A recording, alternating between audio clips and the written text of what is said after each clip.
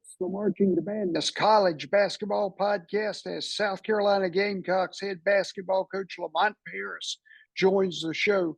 Coach Paris was the head coach at Chattanooga and led the Mocs into the NCAA Tournament as they won the Southern Conference Tournament in 21-22 after winning the regular season title.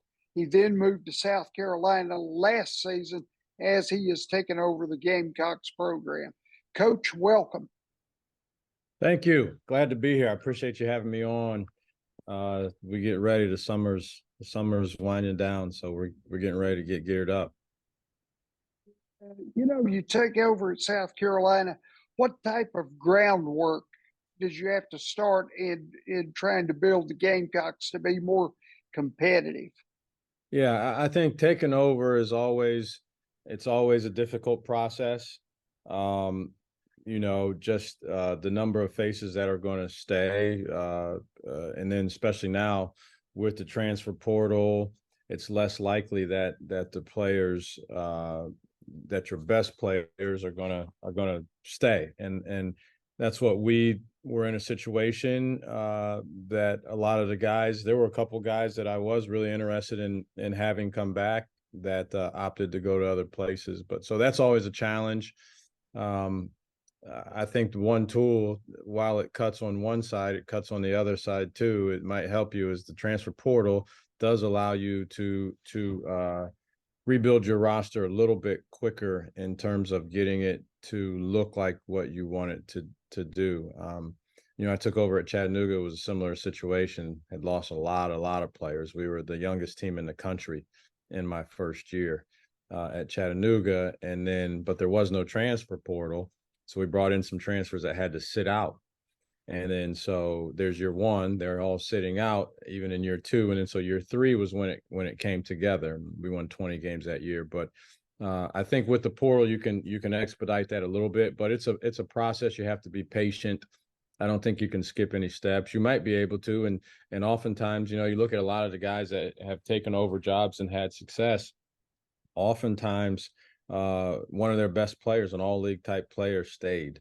Multiple guys that with experience had stayed, and so that's a huge advantage when you're trying to rebuild. But I just think you have to be patient. You have to adhere to your own plan and what makes you successful as a coach and what your beliefs are. And so, but those are some of the real challenges in trying to get things started. And you had a successful trip to the Bahamas in early August. You took an 86-60 win over a team from Lithuania, and you were 106-67 victor over an Argentina basketball team.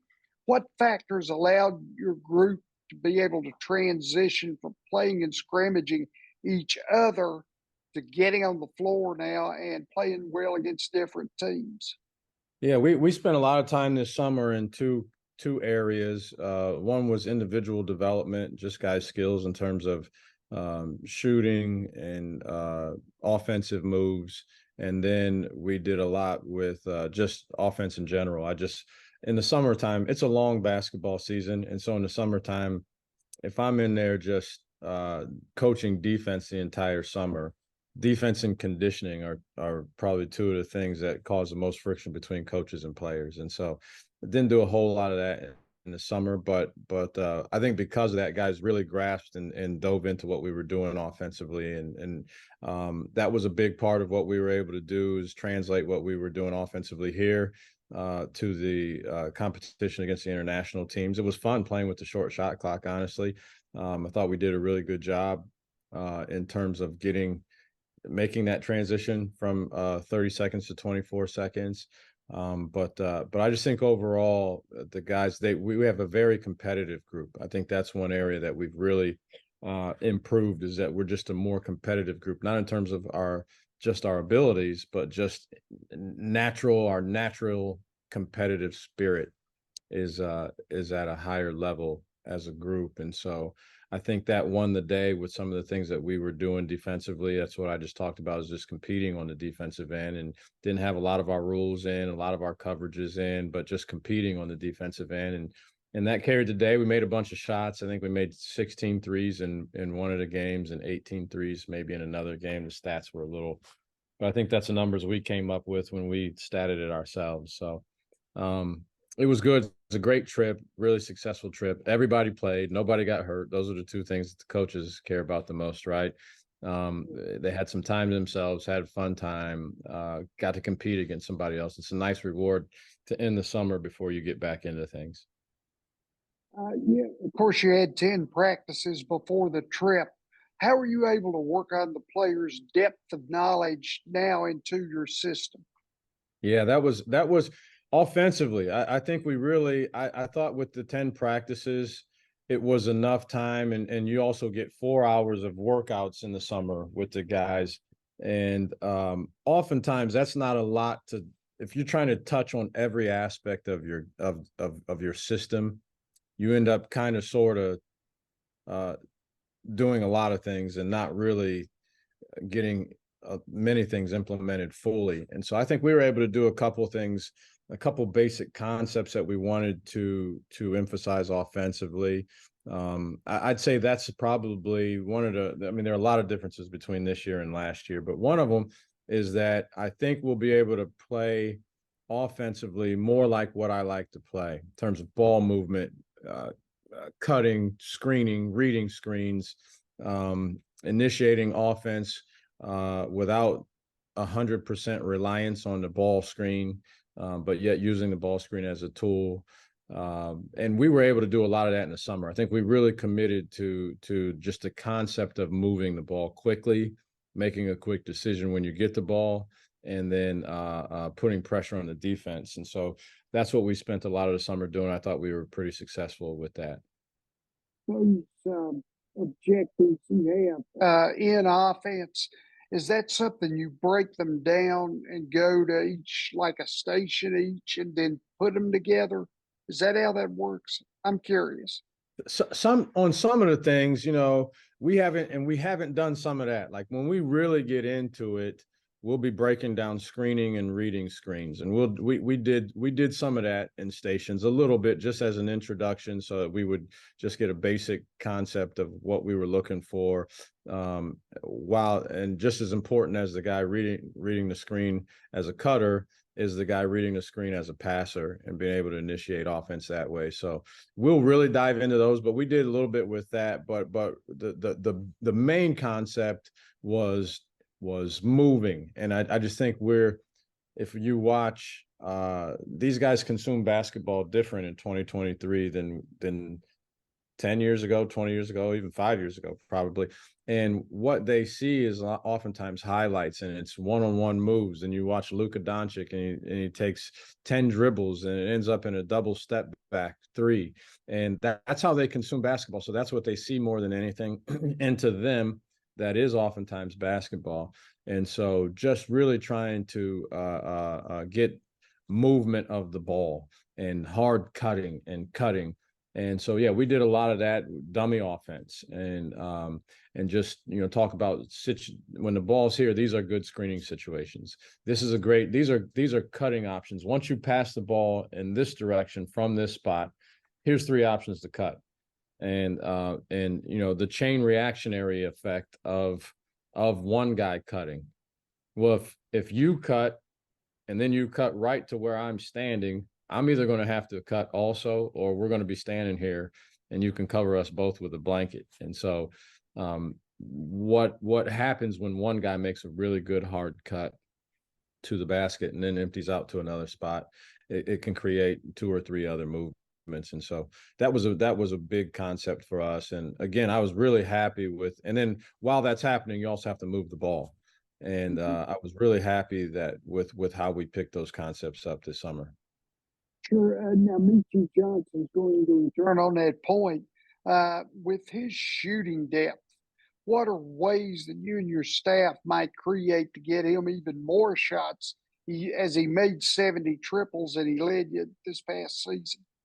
Yeah. So a couple of things. One thing, I've been working with Michi to use his range as a tool and not as the your first couple shots. Let's get those, in the flow of things closer, maybe. And then when you're feeling good, then you can use that range. But his range is a real weapon. Honestly, since he's been back, he hasn't shot quite as many of the deep ones. He's getting a lot of shots in rhythm. I think we add another good ball handler like Talon Cooper, the transfer who hails from South Carolina, the state of South Carolina, but transferred from Minnesota.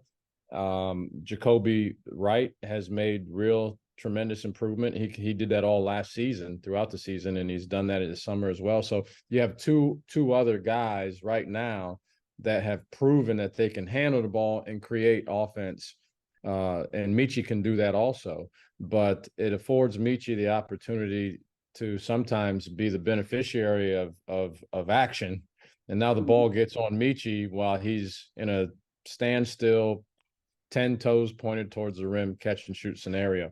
And for the vast majority of players, those are the ones that go in more often. So I'm really excited about the quality of shot that he's going to be able to get this year. And then, so I think that's a big part of it. But he's also doing some stuff in attacking the rim and generating offense for others. But his threat as a shooter is tremendous. And, there are a couple of things that guys in college don't like, the players. They don't like getting dunked on. It's 2 points, it's 2 points, but they don't like getting dunked on, and they don't like giving up a three. So oftentimes they overreact to each one of those things. And so because he can make threes, and we have some other guys that can do that too, we'll get guys overreacting to that, and then maybe we can attack off the dribble. I was going to ask about Jacoby Wright. Him and Josh Gray both started 15 games for you last season each. How do you see their games both developing them to be more consistent and even perform at a higher level?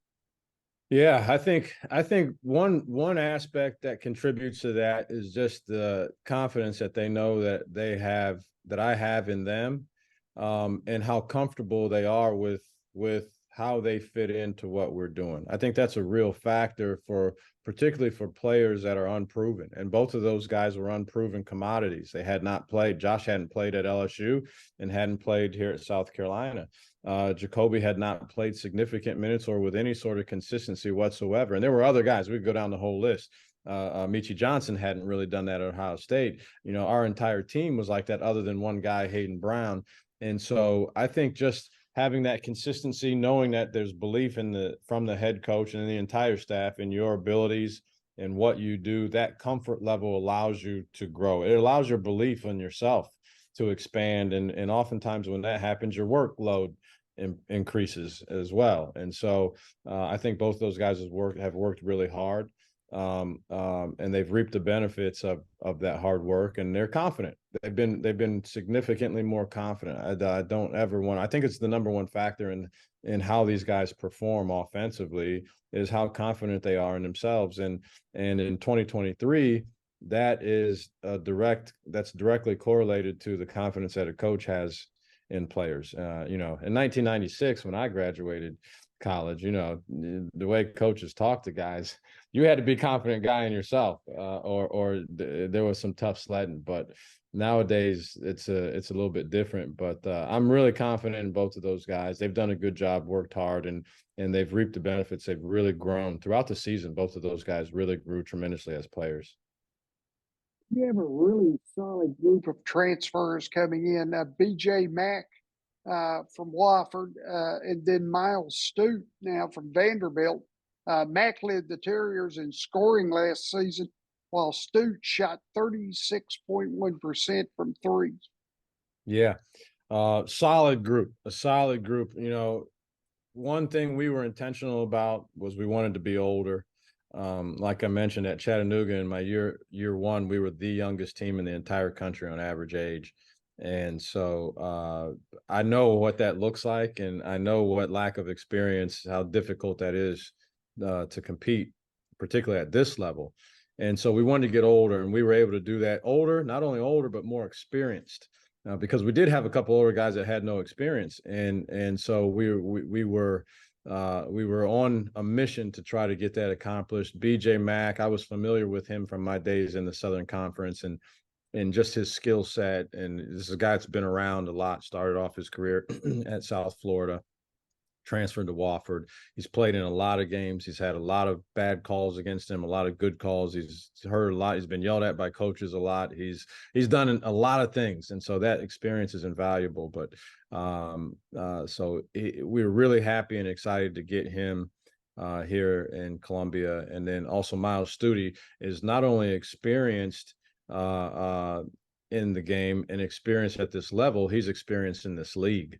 And so that brings another whole added benefit, that he knows stylistically what happens in this league, how the games are officiated. That's it's going to take a while for some of these guys to figure how this game, because the SEC's officiated differently than the Big Ten. All right, they're two different types of leagues, and so getting that figured out. So Miles' experience in that is tremendous. It's a tremendous asset to him and to our team. His ability, to both of those guys, their ability to make shots from three, it can change the game.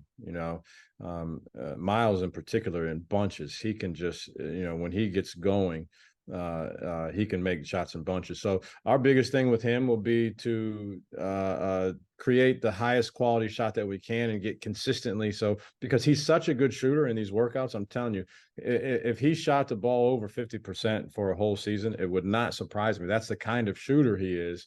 I think a lot of it will just be, can we help him generate the highest quality shots, because he's going to make shots when he gets open shots.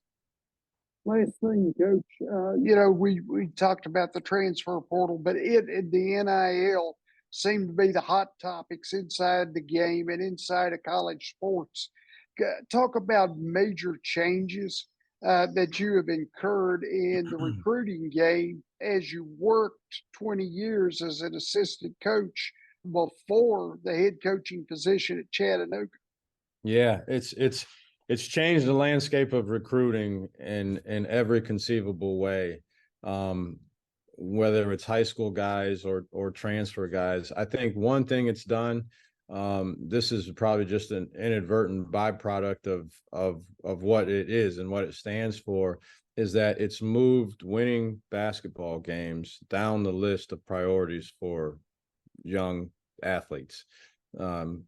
It used to be higher on the list. Now it's lower on the list. There are just so many things that are going on, and now you have the opportunity to make money. That's gonna jump up on the list. So I'm happy that they have these opportunities. I try to constantly keep things in perspective for our guys and the guys that we're recruiting. But it's changed the landscape of recruiting, even from the high school level.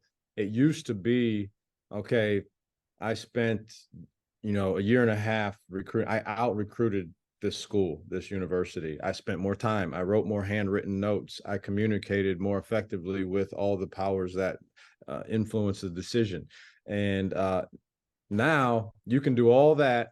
And if your number is significantly different than a number that someone else is going to, they think they're going to get at another university, you're going to come in second, and it's a 2-horse race. So second and last are the same. But it's changed everything. But I think you just have to be flexible. You have to embrace. You have to be creative with what you're doing. Sometimes I feel like it's the Moneyball. I feel like Brad Pitt and Moneyball sometimes, and those are decisions that you have to make. Right? There's not an unlimited amount of resources for attracting these young men, so you're going to have to take some guys where you think this is, maybe they were overlooked at this level, or this one does this. And so I think just being creative with your approach and recruiting is invaluable. And you have to be flexible at this point in the game. If you're a head coach and you don't have flexibility, I don't think you're going to be a head coach for very long. And so, but it's a unique challenge, but I think we are in this profession for challenges. Coach Lamont Paris, ladies and gentlemen, in Columbia, South Carolina, I covered those Gamecocks for around 20 years. And Coach, I wish you the best there. And it's really great to have you on the show. Hope we can do it again at some point. Anytime. You make sure you let me know. And if you're ever in the Columbia area again, I want to see you over at CLA.